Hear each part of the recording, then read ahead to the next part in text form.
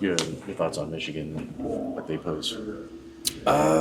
They obviously have a very talented team. They have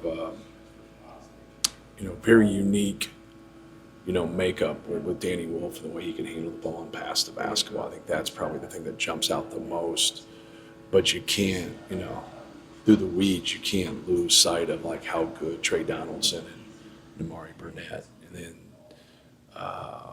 Vlad Golden's had a fabulous season. Like he was really good against Northwestern the other day. But I'm not going to go through their whole roster. They have across the board. They have really good players. They're skilled. They're well coached. They put you in binds with some of the uniqueness. They do a good job of breaking you down, off the dribble. They run their stuff. They're very good in transition.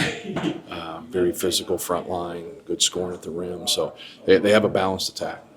With two guys of size like they have, is it more about finding a way to limit that for you guys, or more about ways that you take advantage of that in your own ways? Both. You're always trying to, we've always, not always, but a lot of times been a bigger team than other people, so we know how people kind of go against that. But it's easier said than done. Whether somebody has a smaller lineup or a bigger lineup, the real emphasis is the quality of the lineup. There's a bunch of people in this country playing big that aren't very good. But those two guys that they have are quality players. Hell, their backups are quality players. So I think that's what stems more than anything of those guys being able to make individual plays, those guys being able to play inside and outside, and then putting you in a bind. And that's what you want to be able to do. You want to be able to, like any game that you play, you want to see some things that maybe are their weaknesses. And if they can connect with your strengths, it makes sense. Sometimes somebody's weaknesses might be yours too. And so you're like, why didn't you expose this? Well, we're not very good at that, And so you got to really dive into that. And then you got to move big people. It's no different like anybody playing against Zach Edey or whatever. You got to get Zach Edey to cover both sides of the court. When he stands there and he plays satellite defense and he anchors down, it really helps us. And both of those guys there, they both can't do that. One of them can do that, but both of them can't always do that. They'll play in their drop. They'll get there. They switch a lot of different things. So you got to be able to play off of that and understand your angles and understand your advantages, with your offensive scheme. Have you ever had to guard a team before that can run a 4-5 pick and roll with 2 7-footers? No.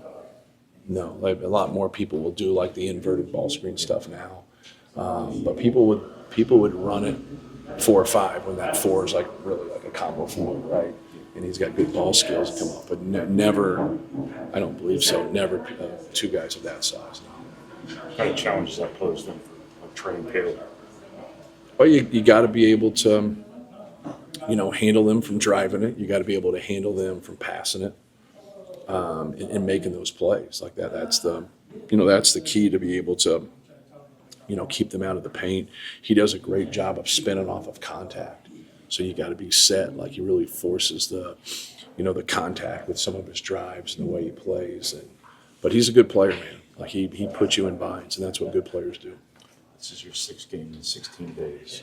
Do you ever kind of take issue with the way the schedule falls sometimes? No, not really.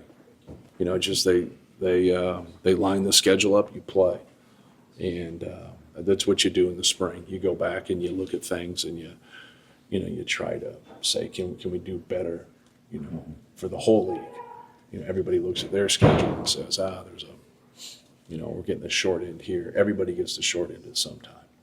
It's just the way it is. You got to be able to muster through it and, and play well. Don't the teams that TV wants in prime time get more Correct assignments? Yeah. Yep. That's what you want, right? Because you're the exposure of your games in getting there. And if you got it the other way, I think you give yourself a better chance to win in those games. But you still got to go out and compete, right? You still got to go out and compete and play. But you fight for the exposure. You fight to have success. You fight to have consistent success because that's what it is. Sometimes it's a brand. Will jump. It's you got to understand it's the TV people picking the games. They pick the games that they want. So. But for the most part, it's the teams that have had success. They want those big time matchups. They want those key matchups.